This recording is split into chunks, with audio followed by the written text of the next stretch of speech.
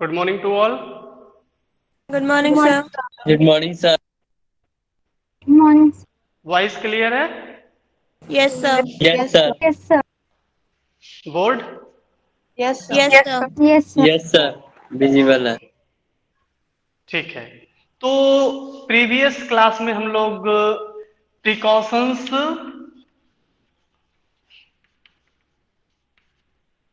Of national या of calculating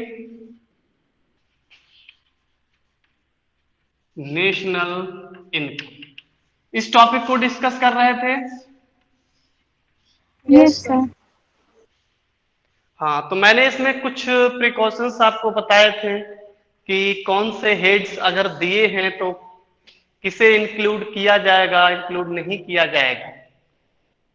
ठीक है, और उनके पीछे लॉजिक क्या था, रीजन क्या था, क्यों हम पर्टिकुलर हेड को अकाउंट नेशनल इनकम अकाउंटिंग में इंक्लूड करेंगे नहीं करेंगे, ये रीजन ये लॉजिक भी मैंने आपको डिस्कस किए थे। ठीक है, Yes, sir. हाँ। तो जो प्रिकॉशंस हम डिस्कस कर चुके हैं, जो जो पर्टिकुलर्स हम डिस्कस कर चुके हैं, उनको लेके किसी को कोई कंफ्यूजन है, कुछ पूछना है? सर सर जी, विंडफॉल गेन में अगर किसी फर्म को विंडफॉल गेन होगा, मतलब अगर बिजनेस इन्वायरमेंट चेंज हो रहा है, तो अगर इसे अभी सैनिटाइजर का हुआ तो वहां पे तो डायरेक्ट एकदम हाई मतलब प्रॉफिट बहुत बढ़ नो जाता है नो ना। No, this is not windfall gain. तो ठीक है, अगर जैसे मान लीजिए अभी कोविड सिचुएशन हो गई थी, जिसकी वजह से सैनिटाइजर की डिमांड अचानक से बहुत तेजी से बढ़ गई, तो उसका बिजनेस बहुत तेजी से एक्सपेंड हो गया। कंपनीज की जो सैनिटाइजिंग प्रोड्यूसिंग कंपनीज या फर्म्स जो थी, उनको अचानक से प्रॉफिट बहुत होने लगा। तो ये विंडफॉल गेन नहीं है। विंडफॉल गेन की ऐसा गेन जिसको आपने एक्सपेक्टेशन ही नहीं की हो, जिसके लिए आपने कोई प्री प्लान ही ना किया हो। समझ गए? जैसे यस। विंडफॉल गेन है, आप रोड पे जा रहे हैं, आपको कुछ पड़ा मिल गया। ठीक है, अचानक से एक आप घर बना रहे थे, घर की खुदाई में कुछ सुना है आपने, गोल्ड वगैरह मिल जाता है लोगों को, प्रीसियस मेटल्स मिल जाते हैं लोगों को, सुना है, देखा नहीं होगा। यस।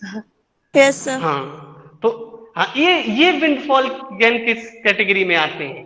किसी फॉर्म की अचानक से डिमांड रेज हो गई और उसका प्रॉफिट का लेवल बढ़ गया, तो वो विंडफॉल गेन नहीं है, वो प्रॉफिट है, सडन प्रॉफिट बोल सकते हैं उसको।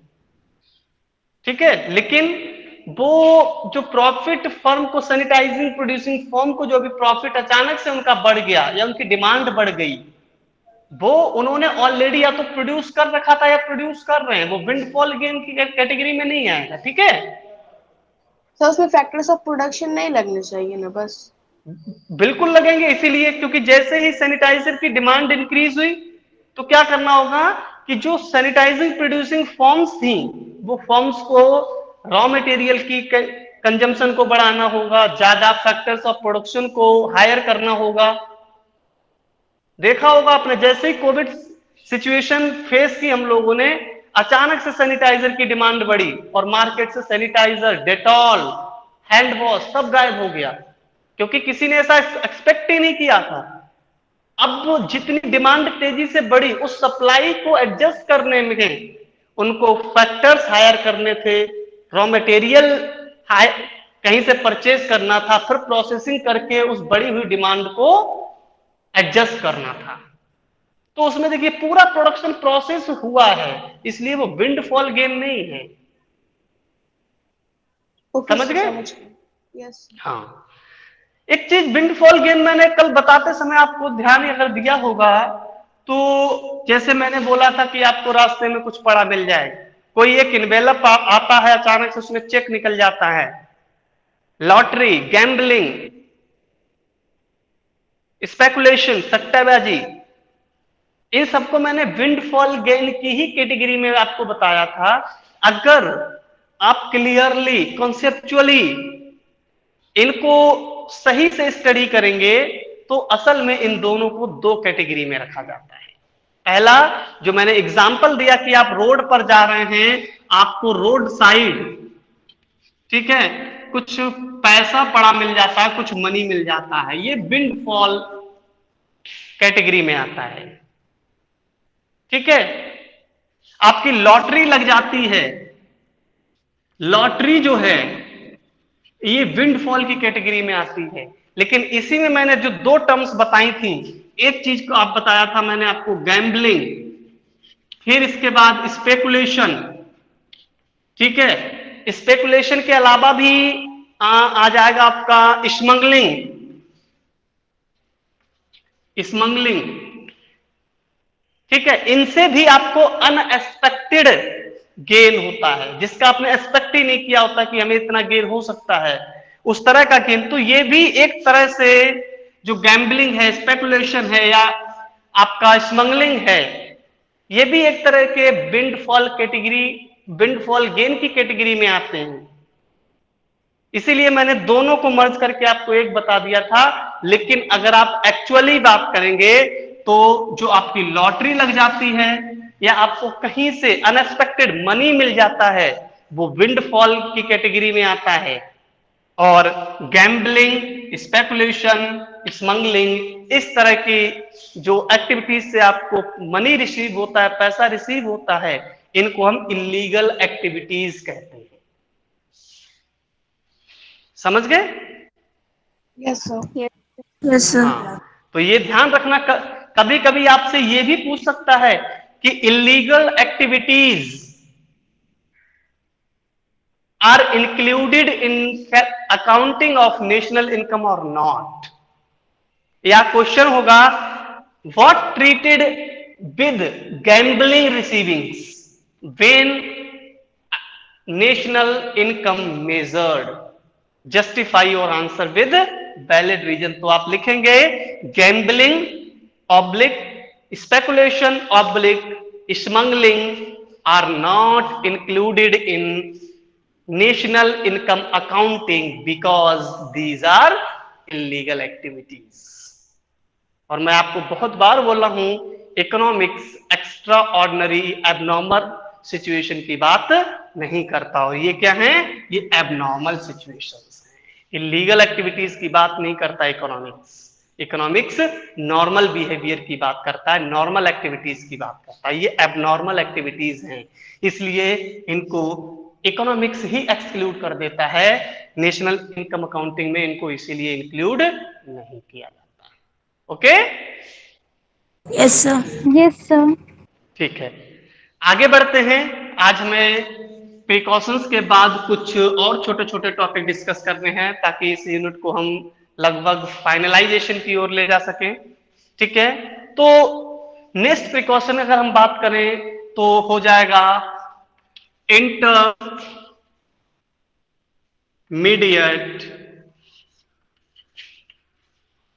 Cost oblique goods oblique expenditure. देखिए तीनों मेथड आ गए यहां पर एक साथ ही, कॉस्ट भी आ गई यानी इनकम मेथड, गुड्स आ गई यानी प्रोडक्ट मेथड, एक्सपेंडिचर आ गया यानी एक्सपेंडिचर मेथड। यानी तीनों ही मेथड में आपको ध्यान रखना है, इंटरमीडिएट कॉस्ट हो, चाहे गुड्स हो, चाहे एक्सपेंडिचर हो, are not included, are not included in are not included in accounting of national income। ठीक है, नेशनल इनकम। हम प्रोडक्ट मेथड में इसकी बात पहले ही कर चुके हैं कि इंटरमीडिएट कॉस्ट है या इंटरमीडिएट गुड्स हैं या एक्सपेंडिचर ऑन इंटरमीडिएट गुड्स है, इनको हम नेशनल इनकम अकाउंटिंग से एक्सक्लूड करते हैं। क्यों? ऐसा क्यों है पायल?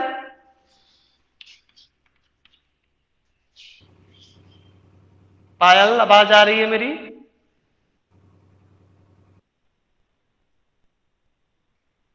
Hello. Yes sir.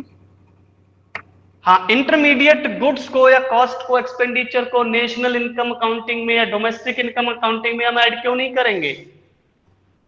Sir because intermediate goods bar bar repeat होते हैं। यस, यानी इंटरमीडिएट गुड्स को, कॉस्ट को, एक्सपेंडिचर को अगर हम इंक्लूड करते हैं तो ये क्या होगा, साइकिल से रिपीटली इंक्लूड होती जाएगी, जो कि सिंगल टाइम ही प्रोड्यूस होती है।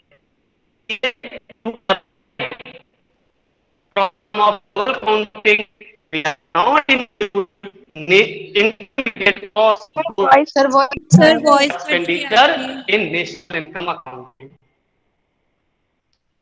कट गया? वीडियो क्लियर आ रहा यस है? Sir. No sir, voice no sir, video भी क्लियर नहीं आ रही है। ओके, कनेक्टिविटी चेक करता हूं। सॉरी, प्रॉब्लम यार।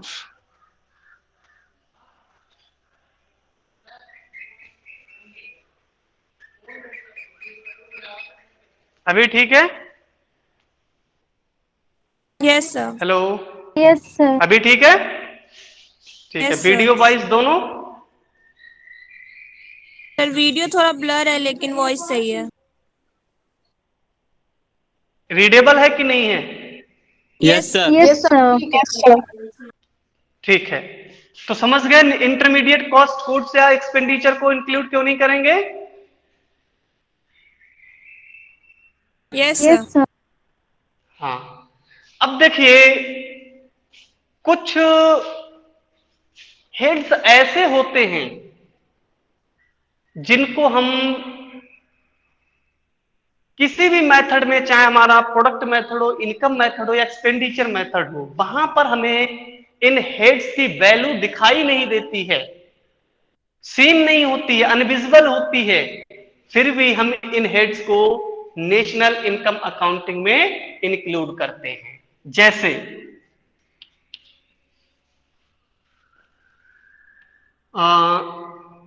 गुड्स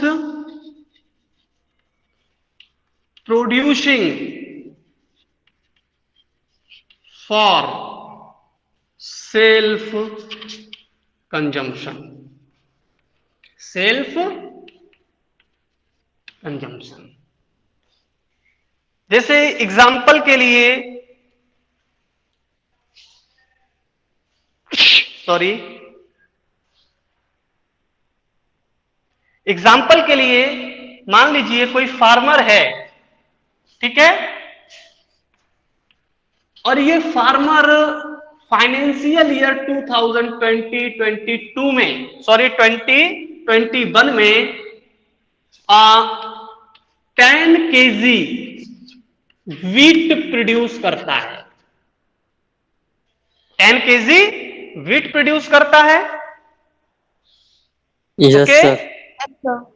अब अगर ये 10 केजी वीट मार्केट में सेल करेगा तो मार्केट में इस वीट के लिए से कुछ प्राइस मिल जाएगा।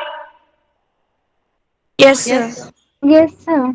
और मार्केट में जो भी प्राइस मिलेगा, हम इस क्वांटिटी को उस प्राइस से मल्टीप्लाई कर देंगे तो हमें इस वीट की मॉनेटरी वैल्यू मिल जाएगी, मॉनेटरी Yes, वैल्यू sir. मिल जाएगी। और यस जब सर। मॉनेटरी वैल्यू मिल जाएगी तो इसी मॉनेटरी वैल्यू को हम ऐड कर लेंगे, तो ये जीडीपी या नेशनल इनकम की वैल्यू दे देगा हमें। Yes sir. Yes sir.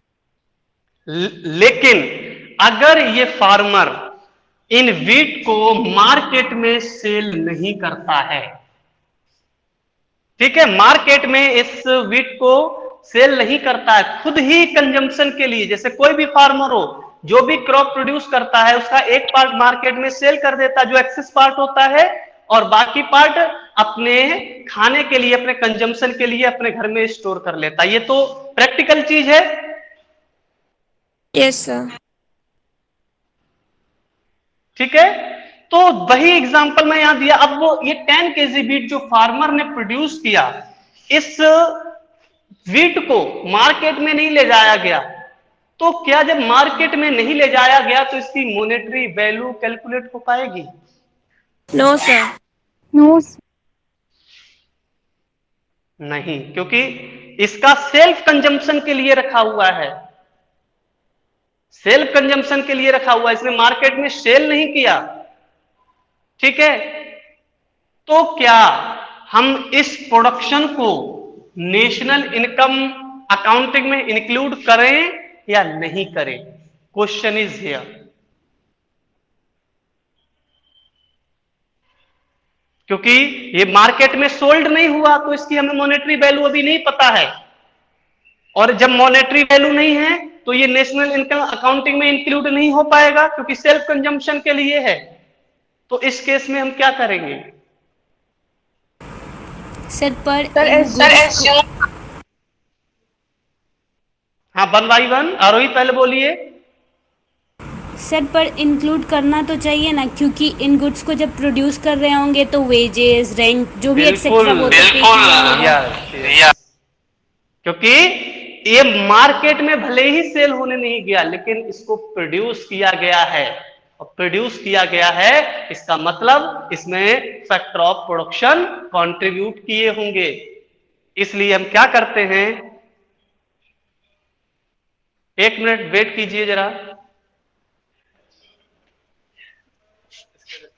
Boys और गर्ल्स का बीसी किसका सेशन का बता दीजिए, 12 क्रॉस का एनालिसिस सेशन 2020-21 बैक सेशन जो भी गया 12 वाला उसका डाटा, जो अभी 12th में है ना, उन्हीं का डेटा चाहिए। अभी नहीं, जो अभी बैक सेशन में भी पास आउट होने वाले हैं। अच्छा अच्छा, अरे तो बासु सर से पूछ लेते हैं, आप मेरी वीडियो रिकॉर्ड हो रही है। बासु सर थे चैम्बर में, बोले आपका चाहते वहीं दे देते। अरे यार ध्यान का यार, वीडियो खराब हो जाएगा।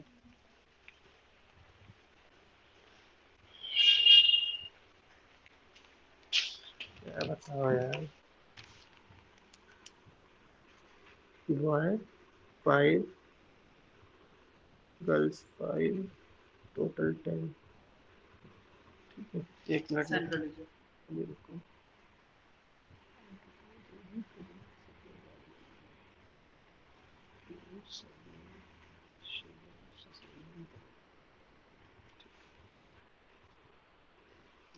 बासु सर को पता होगा।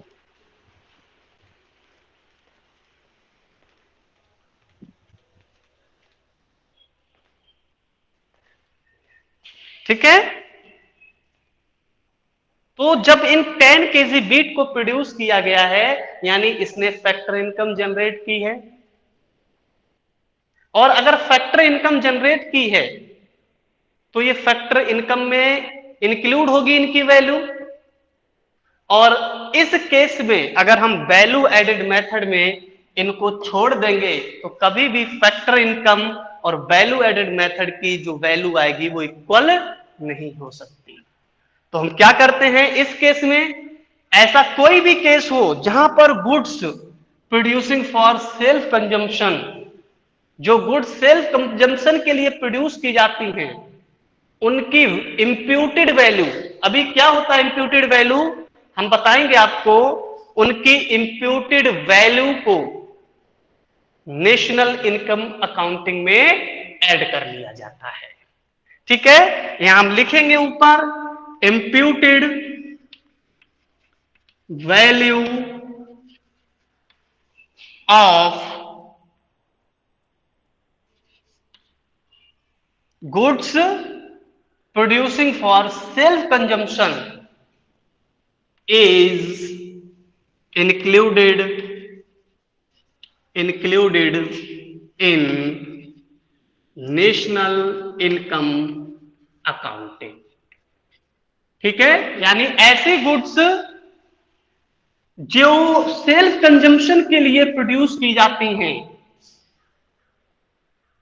जिन्हें मार्केट में सेल करने को नहीं ले जाया जाता, उनकी इंप्यूटेड वैल्यू हम कैलकुलेट कर लेते हैं और ये इम्प्यूटेड वैल्यू को नेशनल इनकम अकाउंटिंग में ऐड कर लिया जाता है।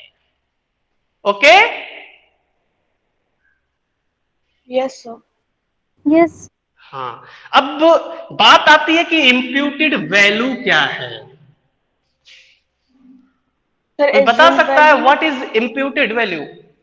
हाँ, एक तरह से एज्यूम्ड वैल्यू होती है, एक तरह से ये एज्यूम्ड वैल्यू होती है। जैसे एज्यूम्ड वैल्यू कैसे होती है या इम्प्यूटेड वैल्यू हम कैसे कैलकुलेट करते हैं, इसको थोड़ा सा समझ लेते हैं एक एग्जांपल से। जैसे मान लीजिए अभी हम मोकामा में रह रहे हैं, ठीक है, यस सर।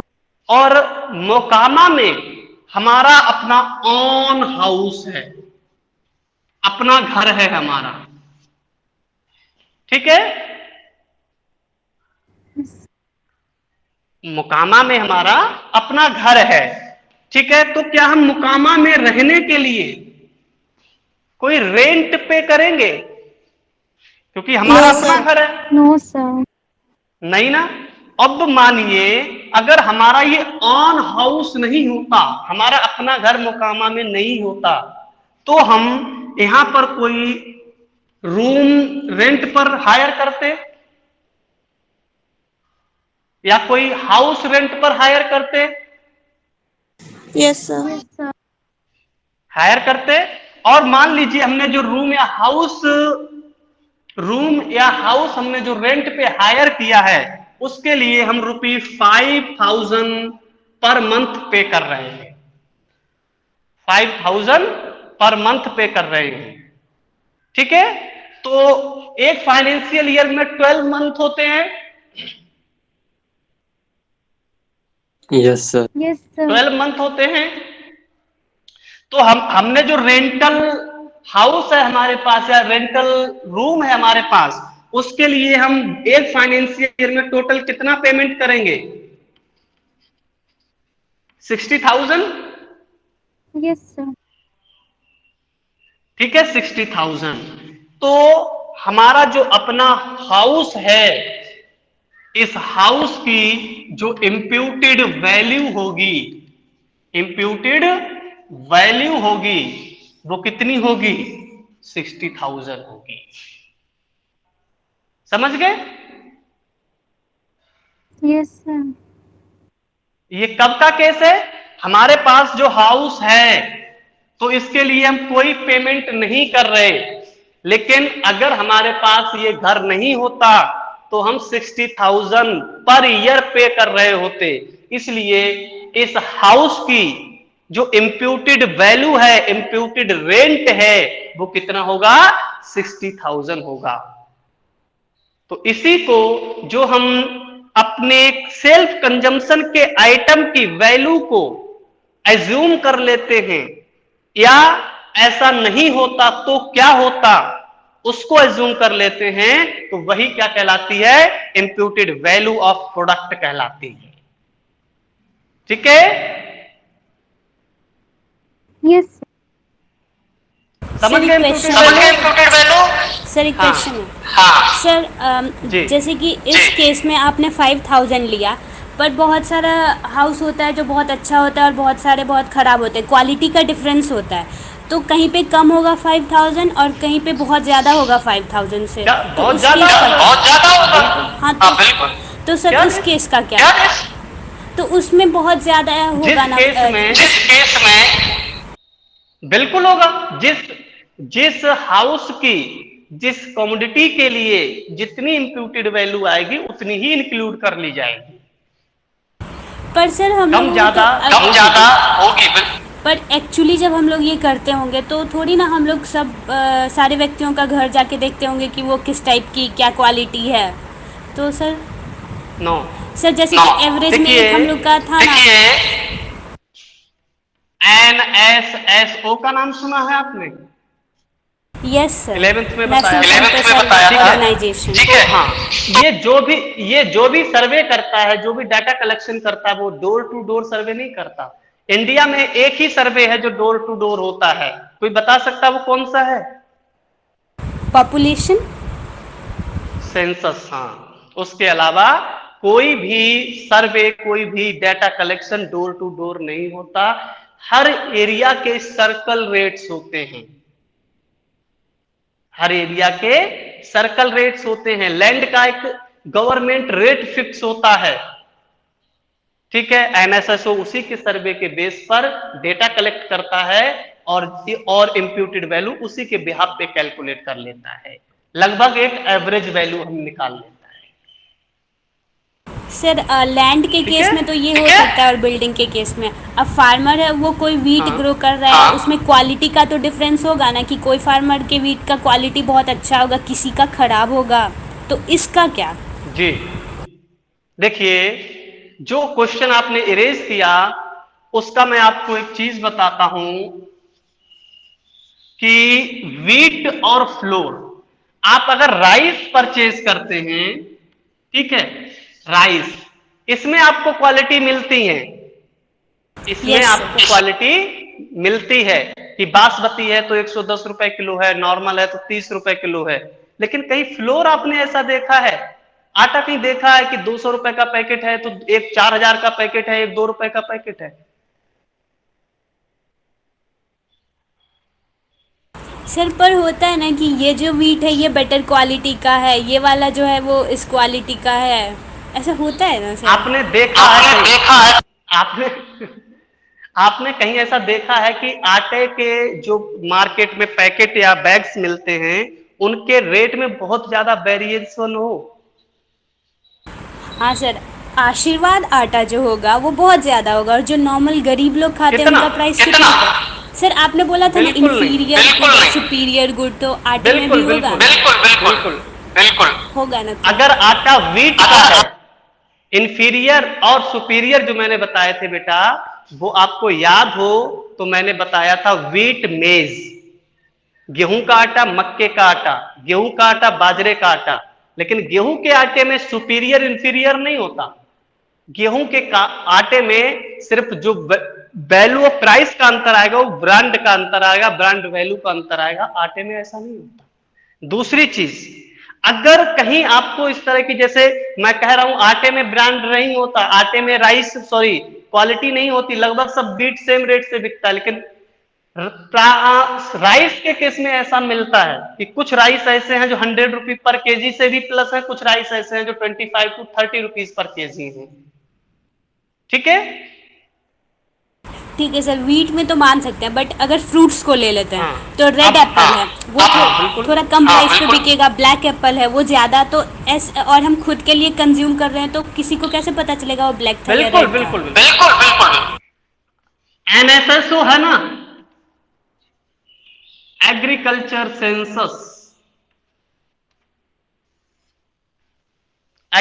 सेंसस, ये बताएगा कि इंडिया में कितने टन ब्लैक एप्पल से प्रोड्यूस हुआ है, कितने टन ग्रीन एप्पल प्रोड्यूस हुआ है, कितने टन रेड एप्पल प्रोड्यूस हुआ है, ये बताएगा।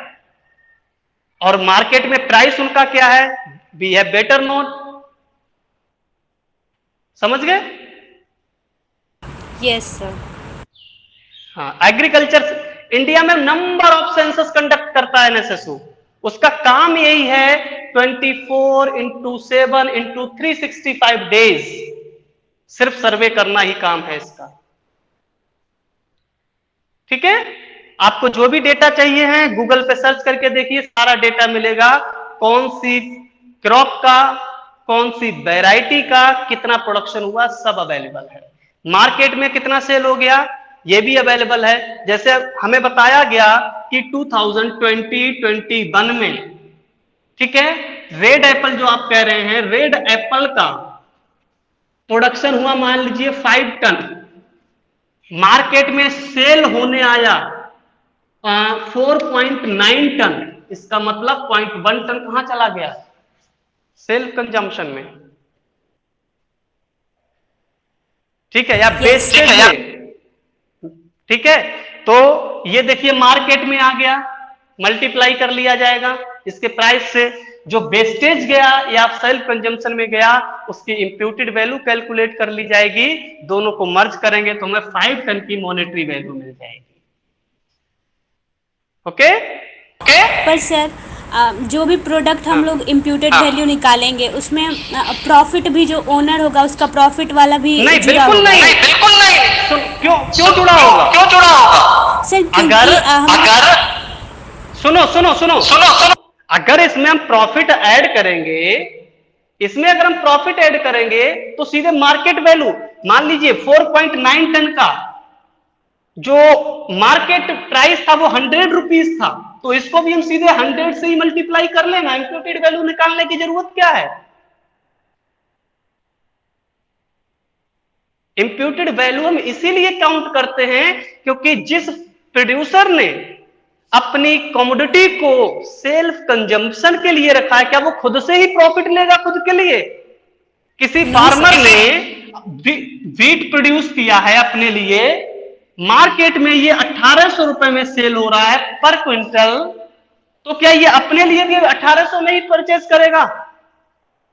नो इसमें जो सेल्फ, इसीलिए उसकी इंप्यूटेड वैल्यू कैलकुलेट की जाती है, क्योंकि इसमें बहुत सारी चीजें ऐड नहीं होती। जो सेल्फ कंजम्पशन है उसमें मार्केटिंग जो एक्सपेंडिचर होते हैं वो इंक्लूड नहीं होगा, वैल्यू ऑफ प्रॉफिट इसमें इंक्लूड नहीं होगी। समझ रहे हैं? इसीलिए इसकी कैलकुलेट की जाती है। ठीक है? Yes sir. हाँ, ओके, आगे बढ़े। तो नेक्स्ट जो हम बात कर रहे थे कि ऐसे कमोडिटीज जो सेल्फ कंजम्पशन के लिए प्रोड्यूस किए जाते हैं या यूज कर लिए जाते हैं, उनकी इंप्यूटेड वैल्यू हम कैलकुलेट कर लेते हैं और वो इंप्यूटेड वैल्यू को नेशनल इनकम अकाउंटिंग में ऐड किया जाता है। जैसे क्वेश्चन आपसे पूछा जा सकता है कि car used by car producing, या सीधे लिख सकते हैं car used by self transporting by firm. एक फर्म है जो अपने ही ट्रांसपोर्ट के लिए कार यूज करता है, या हम यहां लिख सकते हैं by car producing firm. What treated, क्या ट्रीटमेंट किया जाएगा इसके साथ? एक कार प्रोड्यूसिंग फर्म है, उसने जो कार प्रोड्यूस की है उसी का यूज अपने ही ट्रांसपोर्टेशन में करने लगती है, सेल नहीं कर रही है, ना परचेज की है, तो क्या इस कार के साथ आप क्या करेंगे, इंक्लूड करेंगे कि नहीं करेंगे? सर इसका वैल्यू निकाल के ऐड कर देंगे नेशनल। हाँ, बस इस कार की इंप्यूटेड वैल्यू कैलकुलेट कर लेंगे, जो भी कार की इंप्यूटेड वैल्यू होगी उसी को हम नेशनल इनकम अकाउंटिंग में ऐड कर लेंगे। ओके, तो जहां आपको सेल्फ कंजम्पशन दिख जाए उसे इंक्लूड नहीं करना है उसकी, क्योंकि उसकी मॉनेटरी वैल्यू नहीं हो सकती, क्योंकि मार्केट में उसको सेल नहीं किया गया। लेकिन ऐसे कमोडिटीज, ऐसे प्रोडक्ट जो मार्केट में सेल नहीं किए जाते, जिनकी मार्केट वैल्यू नहीं होती, उनकी हम इंप्यूटेड वैल्यू कैलकुलेट करके नेशनल इनकम अकाउंटिंग में ऐड कर लेते हैं। ठीक है? Yes sir. हाँ, ऐसे ही एक हो सकता है कि जो अभी मैंने एग्जांपल दिया, imputed value of home used for self residence.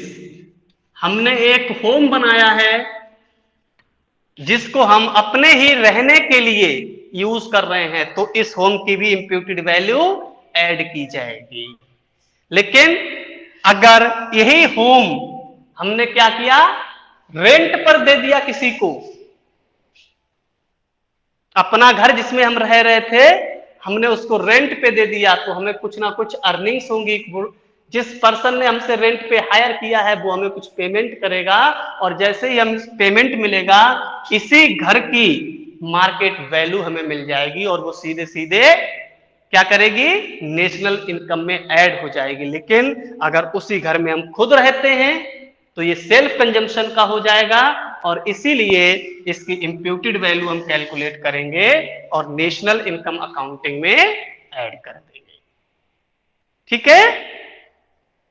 Yes sir. Yes sir. हाँ, तो ये चीजें, ये प्रिकॉशंस आप ध्यान रखना। ये आपको न्यूमेरिकल सॉल्व करते समय भी इस तरह से कुछ डेटा दे दिया जाएगा टेबल में, तो आपको ध्यान रखना है कि जो डेटा हमारे कंपोनेंट ऑफ मेथड से अलग हैं उन डेटा को इंक्लूड किया जाएगा या नहीं किया जाएगा, ये प्रिकॉशंस ही आपको बताएंगे। और 3 मार्क्स का एक क्वेश्चन आ ही जाता है, लगभग हर साल आया हुआ वो क्वेश्चन है, तो इसीलिए प्रिकॉशंस और इंपॉर्टेंट हो जाते हैं 3 मार्क्स के लिए। ठीक है? Yes sir. आपने इनके नोट, प्रिकॉशंस के नोट्स तैयार किए हैं कि नहीं? Yes sir. Yes sir. Yes. हाँ, ठीक है। एक और मैं कल से आपको नोटिस देने वाला था लेकिन दिमाग से स्लिप हो जाता है, अभी मैंने पूछा नोट्स के लिए तो याद आया। आपके स्कूल रीओपन होने वाले हैं, एनओसी के लिए मैंने एक नोटिस डाला था। Yes sir. एनओसी का फॉर्मेट आज मैंने ग्रुप में पोस्ट कर दिया है, आप उस एनओसी को प्रिंट कीजिए और जल्दी से जल्दी स्कूल में उसे सबमिट करवा दीजिए ताकि आपके क्लासेस रन हो सके। ठीक है? Okay sir. जितना जल्दी आप एनओसी सबमिट करवा देंगे उतनी ही जल्दी आप क्लासेस का शेड्यूल रेडी हो जाएगा। जब तक एनओसी सभी के नहीं आ जाएंगे क्लास का शेड्यूल रेडी नहीं हो पाएगा। ठीक है?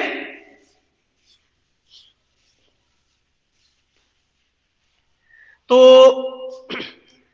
हम लोग methods of calculating national income discuss कर चुके हैं, precautions of calculate national income discuss कर चुके हैं, यानी ये फर्स्ट यूनिट लगभग हमारा फिनिश होने वाला है। इसमें कुछ छोटे छोटे कॉन्सेप्ट बचे हुए हैं जिनको हम डिस्कस करेंगे और फिर हम सेकेंड यूनिट पर मूव कर जाएंगे। ठीक है? Yes sir. तो अब हमारा जो नेक्स्ट कॉन्सेप्ट है वो है the concept of nominal GDP, nominal GDP and real GDP. ठीक है? The concept of nominal GDP and real GDP. इस कॉन्सेप्ट को बहुत अच्छे से समझने के लिए मैं आपको एक जीडीपी चेंज का न्यूमेरिकल एग्जांपल देता हूं, उससे दोनों ही concept nominal GDP and real GDP बिल्कुल क्लियर हो जाएंगे। देखिए एग्जांपल, फाइनेंशियल ईयर 2020 एंड 21 और second financial year 2021 and 22। 2 financial year हैं। 2 फाइनेंशियल ईयर में हम इसे प्रोडक्ट मेथड से बेहतर समझेंगे, इसलिए मैं यहां पर प्रोडक्ट मेथड ही यूज करूंगा।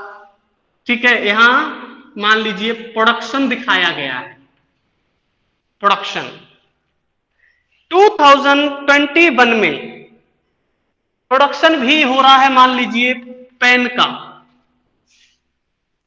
तो 2020-21 में किसी कंट्री में 100 पेन प्रोड्यूस किए गए।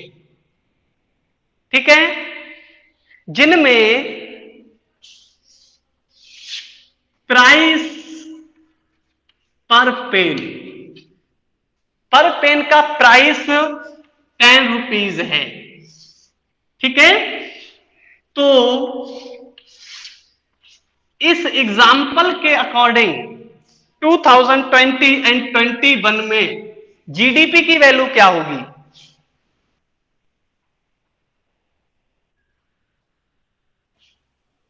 $1000, क्योंकि हम जानते हैं ये क्या है, क्वांटिटी है और ये क्या है, प्राइस है। और जैसे हम क्वांटिटी इनटू प्राइस करते हैं हमें जीडीपी की वैल्यू मिल जाती है। तो हम जैसे ही क्वांटिटी इनटू प्राइस करेंगे तो हमें इस एग्जांपल से पता चल जाएगा कि इस कंट्री की जो जीडीपी है वो ₹1000 है। ठीक है, yes sir. Yes. Same country में नेक्स्ट फाइनेंशियल ईयर में क्या होता है कि कोई एक्स्ट्रा ऑर्डिनरी सिचुएशन हो जाती है या कोई कंडीशंस चेंज हो जाती हैं, वेदर या डिमांड कुछ भी चेंज हो जाता है, इन्वेस्टमेंट लेवल चेंज हो जाता है। 21 एंड 22 में जो पेन का प्रोडक्शन है वो ₹80 हो जाता, नंबर 80 हो जाता है। यानी 2021 में जो प्रोडक्शन प्रोडक्शन 100 यूनिट था वो प्रोडक्शन अब 21-22 में 80 यूनिट का रह जाता है। लेकिन प्राइस चेंज होकर ₹20 हो जाता है। प्रोडक्शन भी चेंज हुआ और प्राइस भी चेंज हुआ। ठीक है, तो 21-22 में इस कंट्री का जीडीपी कितना होगा? 1,600. 1600। 1600। क्या हम यहां बोल सकते हैं कि इस कंट्री में 2020-21 के कंपैरिजन में 21-22 में जीडीपी इंक्रीज कर गया है?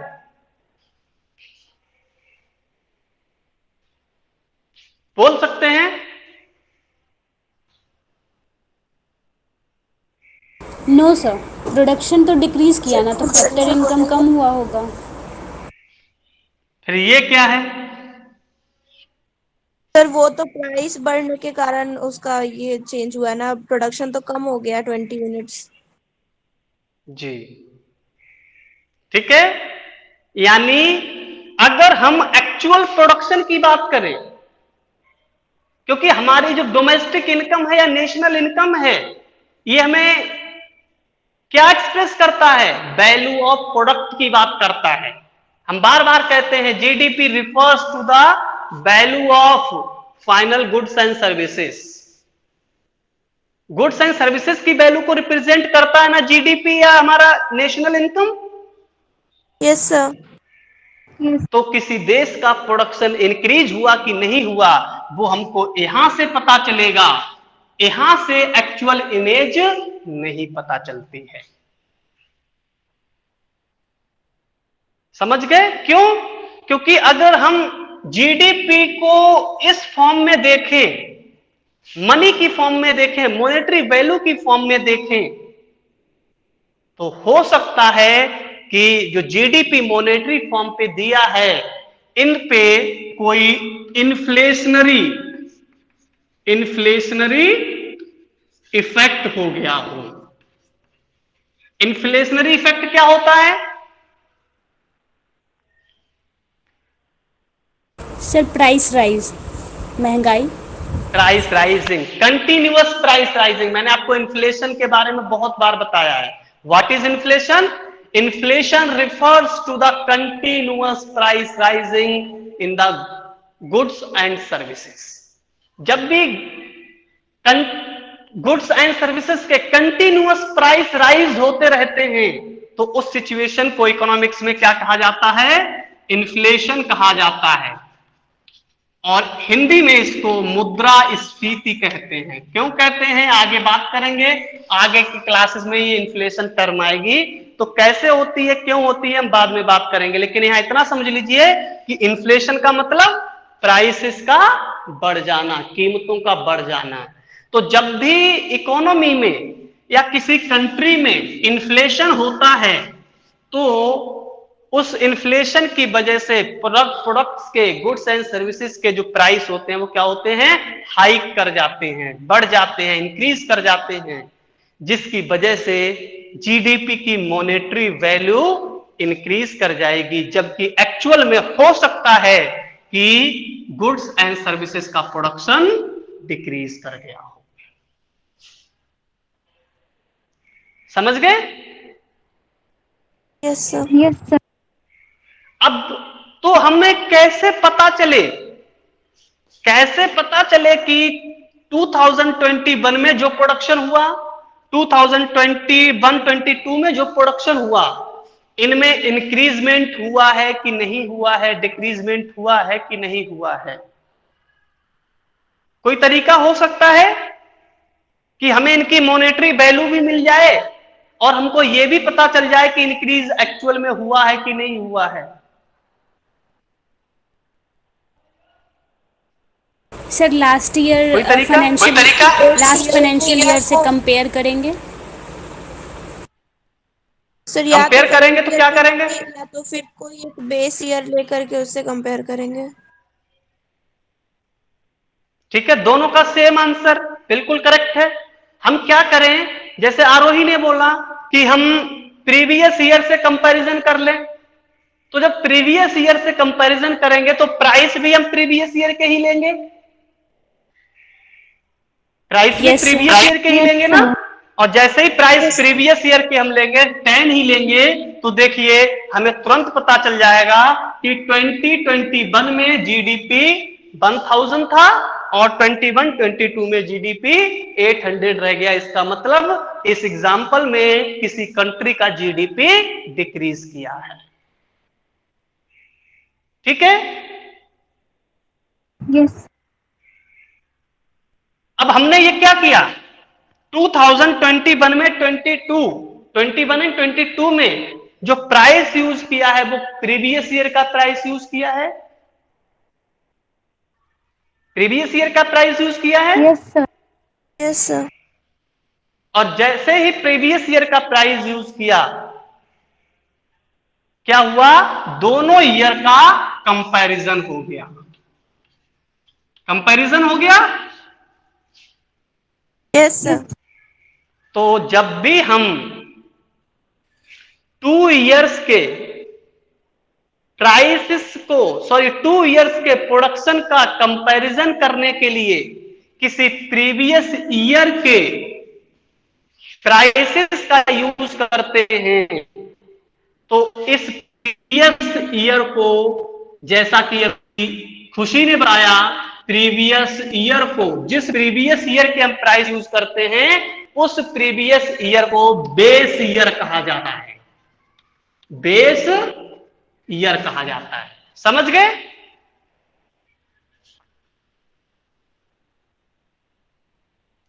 हेलो? यस। Yes sir. हाँ, जब भी हम दो ईयर्स के प्रोडक्शन का कंपैरिजन करने के लिए किसी प्रीवियस ईयर के प्राइस का यूज करते हैं, तो उस प्रीवियस ईयर को बेस ईयर कहा जाता है। और जिस ईयर में हम कैलकुलेशन कर रहे होते हैं, उसी ईयर के जो प्राइसेस हैं उनको करेंट ईयर प्राइसेस कहा जाता है। जैसे 2020 एंड 21 में हमने जीडीपी कैलकुलेशन में प्राइस इसी साल का यूज किया है, 2020-21 का ही प्राइस यूज किया है। यूज किया है ना? हेलो? यस। Yes sir. हाँ, तो ये 10 रुपीज 2020-21 के लिए क्या कहलाएगा, करेंट ईयर प्राइस कहलाएगा। क्या कहलाएगा? करेंट ईयर प्राइस कहलाएगा। जबकि 2021 एंड 22 में हमने प्रीवियस ईयर के लिए प्राइस यूज किया है, इसीलिए ये प्राइस क्या कहलाएगा, बेस ईयर प्राइस कहलाएगा, बेस ईयर प्राइस कहलाएगा। तो समझ गए बेस ईयर क्या होता है और करंट प्राइसेस क्या होते हैं? Yes sir. हाँ, base year price and current year price, दो तरह के प्राइस होते हैं। बेस ईयर प्राइस का मतलब हम किसी प्रीवियस ईयर के प्राइसेस का यूज कर रहे हैं। करंट ईयर प्राइस यानी हम जिस सेशन में, जिस फाइनेंशियल ईयर में कैलकुलेशन कर रहे हैं, उसी ईयर के प्राइसेस का यूज कर रहे हैं। क्लियर है? Yes. मैं इस एग्जाम्पल को अब साफ करता हूं और टॉपिक पे लौटते हैं। इसी एग्जाम्पल से कोरिलेट करेंगे तो बहुत इजी हो जाएगा। ठीक है, अब देखिए हम जानते हैं जीडीपी इज इक्वल टू क्या होता है? क्वांटिटी ऑफ प्रोडक्ट्स, जो प्रोडक्ट्स हैं उनकी quantity into price is equal to GDP. Yes sir. अब ध्यान दीजिए यहीं पर, अगर अभी हमने दो तरह के प्राइस की बात की, current year price and base year price, तो क्वांटिटी तो सेम रहेगी, क्वांटिटी तो करंट ईयर की होगी, बेस ईयर की क्वांटिटी का कोई मतलब नहीं है, क्योंकि हमें कंपैरिजन किसमें करना? क्वांटिटी में। तो क्वांटिटी एक प्रीवियस ईयर की होगी और एक करंट ईयर की होगी। Yes Yes, sir. sir. जो चेंज होगा वो प्राइसेस से होगा। तो जब भी हम जीडीपी कैलकुलेट करते समय प्रोडक्ट की क्वांटिटी को प्राइसेस ऑफ करंट ईयर से, प्राइसेस ऑफ करंट ईयर से प्रोडक्ट करते हैं, मल्टीप्लाई करते हैं, तो जो जीडीपी मिलेगी उस जीडीपी को कहा जाता है नॉमिनल जीडीपी। समझ गए? Yes. GDP is equal to quantity of products into price. ये जीडीपी का फॉर्मूला है, बहुत पहले से पढ़ते आ रहे हैं।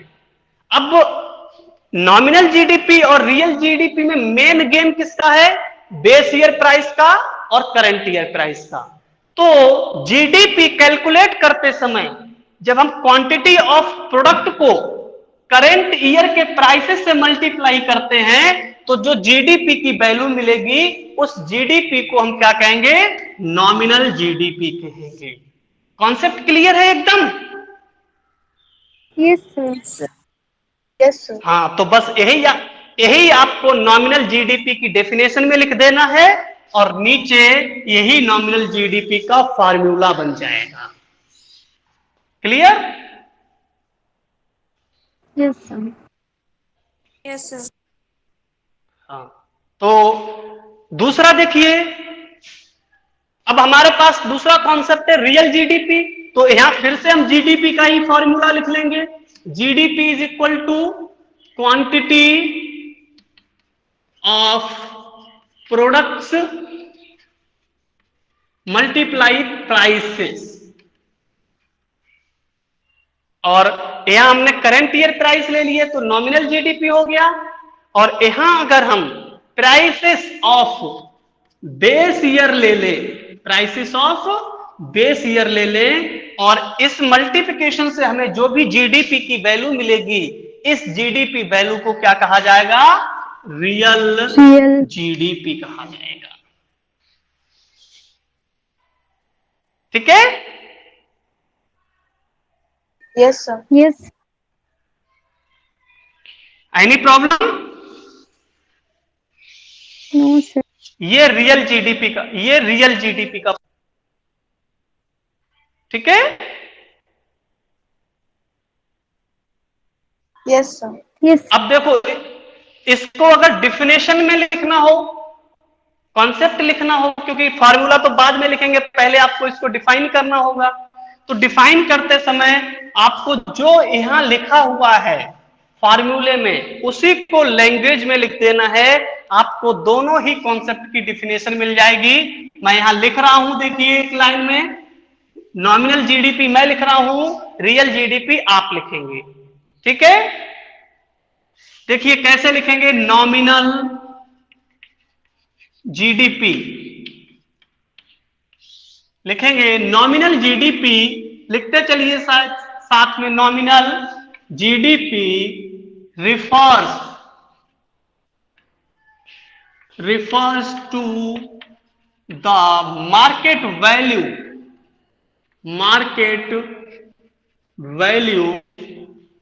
of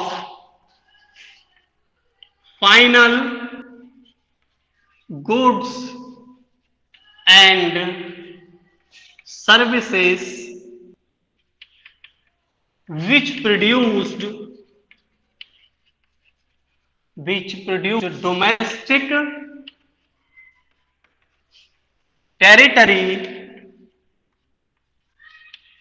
domestic territory as measured at current prices. बस इट इज कैलकुलेट, ये भी जोड़ सकते हैं, इट कैलकुलेटेड एज डैश लगा के ये फॉर्मूला लिख दीजिए नीचे। ओके यस यहां तक क्या है, देखिए यहां तक केवल जीडीपी की डेफिनेशन दी है हम लोगों ने, क्योंकि नॉमिनल जीडीपी है, तो यहां तक हमने शुरुआत से लेके यहां तक जीडीपी की डेफिनेशन दी है। Nominal GDP refers to the market value of final goods and services which produced domestic territory. इसका मतलब हम जीडीपी की बात कर रहे हैं, which produced in domestic territory, GDP की बात कर रहे हैं। Yes sir. और जैसे ही हमने आगे जोड़ा as measured at current prices, ये तुरंत नॉमिनल जीडीपी पे आ गए। ठीक है, क्लियर है ये कॉन्सेप्ट एकदम। ऐसे ही अब आप यहां पर रियल जीडीपी हेडिंग डालेंगे, सेम डेफिनेशन लिखेंगे, बस चेंज क्या हो जाएगा, यहां से चेंज हो जाएगा as measured at base year prices लिख देंगे, तो वही रियल जीडीपी का कॉन्सेप्ट हो जाएगा और उसके नीचे यही फॉर्मूला लिख दीजिएगा। ठीक है, यस सर। कोई कंफ्यूजन इस कॉन्सेप्ट में? No sir.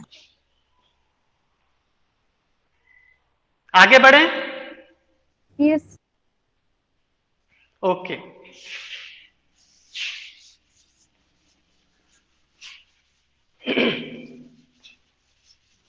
देखिए जिस तरह से हम लोगों ने कन्वर्जन ऑफ एग्रीगेट्स पढ़ा था, याद है? यस ठीक उसी तरह से अगर आपको रियल जीडीपी की वैल्यू पता हो,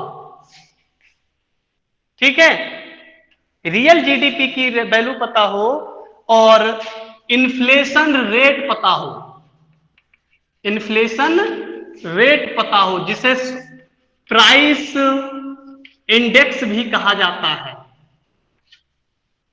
तो आप नॉमिनल जीडीपी में रियल जीडीपी को कन्वर्ट कर सकते हैं। ठीक है, यानी आपको रियल जीडीपी पता है, इन्फ्लेशन रेट क्या रहा है ये पता है, तो आप रियल जीडीपी को नॉमिनल जीडीपी में कन्वर्ट कर सकते हैं। या आपके पास नॉमिनल जीडीपी की वैल्यू है, इन्फ्लेशन रेट यानी प्राइस इंडेक्स की वैल्यू है, तो आप नॉमिनल जीडीपी को रियल जीडीपी में कन्वर्ट कर सकते हैं।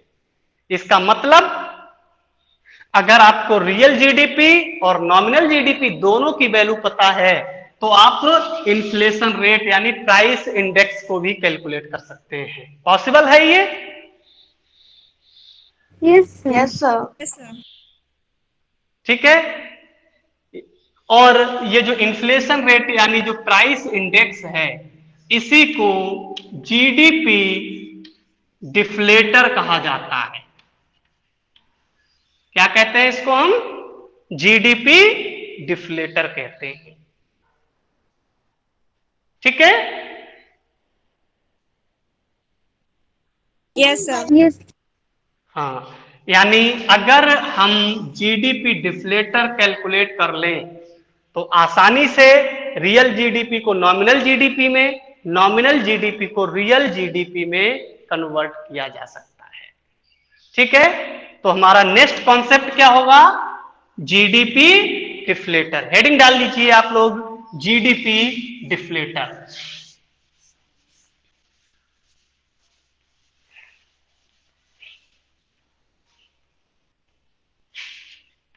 GDP deflator.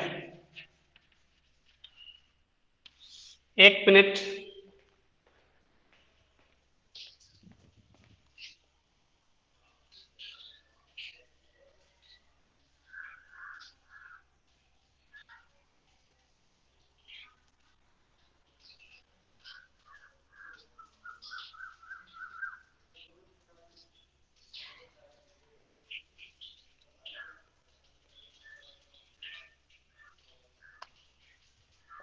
ठीक है।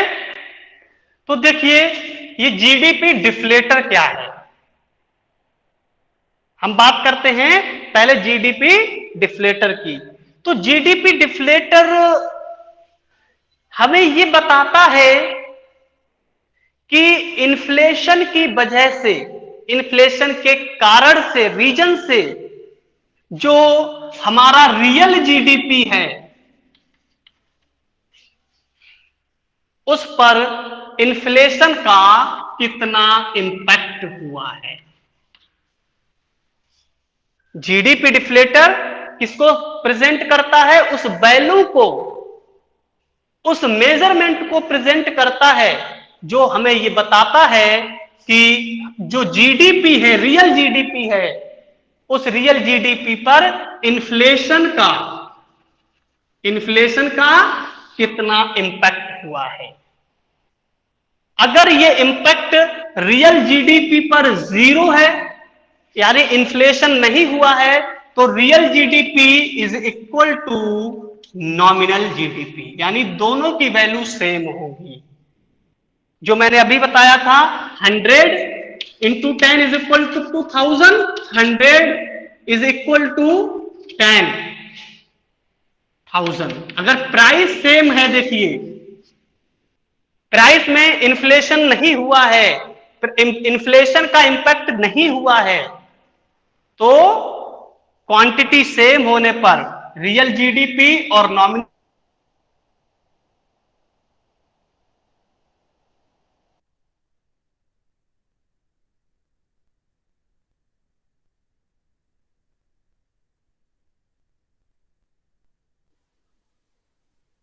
सर आपकी आवाज नहीं आ रही है। पायल, Yes, sir. Anushka, yes sir. Okay sir आपकी आवाज ठीक है, समझ गई ये बात। आपकी वॉइस बीच में फिर कट से गई बोलता थी। हूं, ठीक है, मैं फिर से रिपीट करता हूं।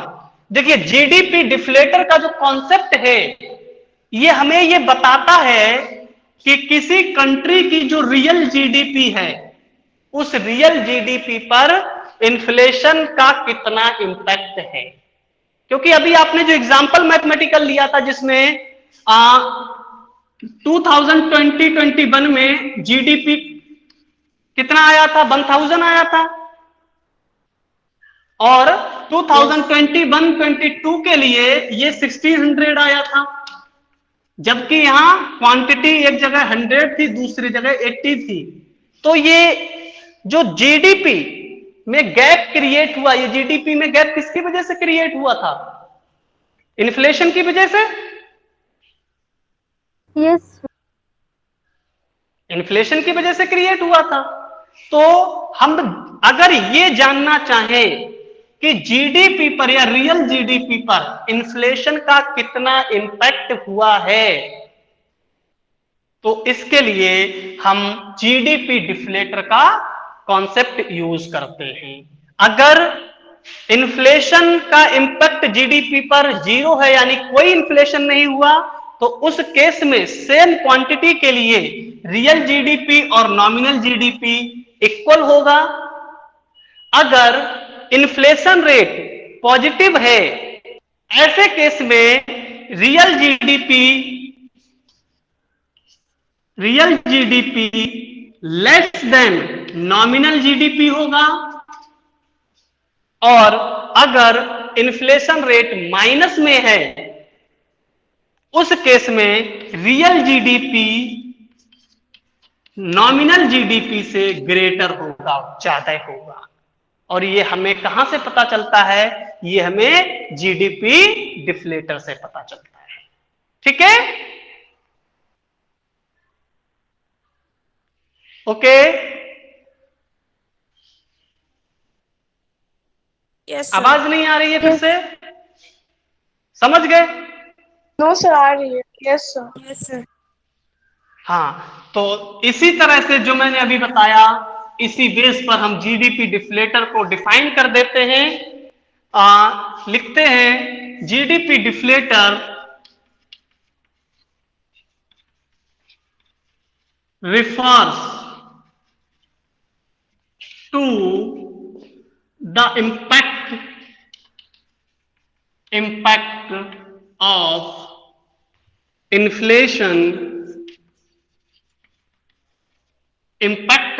inflation on GDP।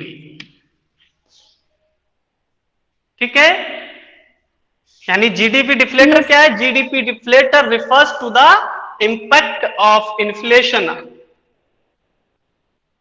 To the how impact लिखना, how much impact of inflation on GDP. It can be calculated by dividing nominal GDP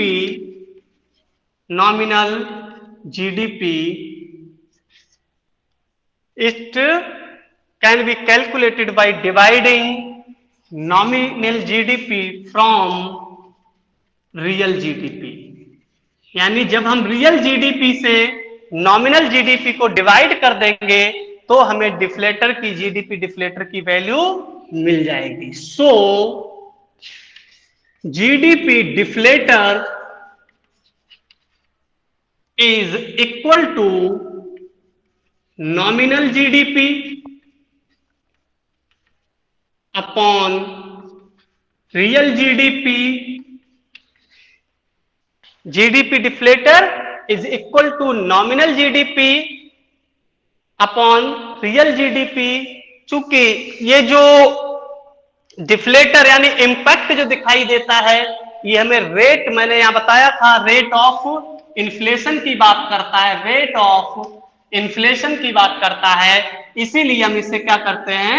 100 से मल्टीप्लाई कर देते हैं और ये फार्मूला हमारा जो है जीडीपी डिफ्लेटर का हो जाता है। ठीक है, यस सर। हाँ, यानी GDP deflator is equal to nominal GDP divided by real GDP into 100।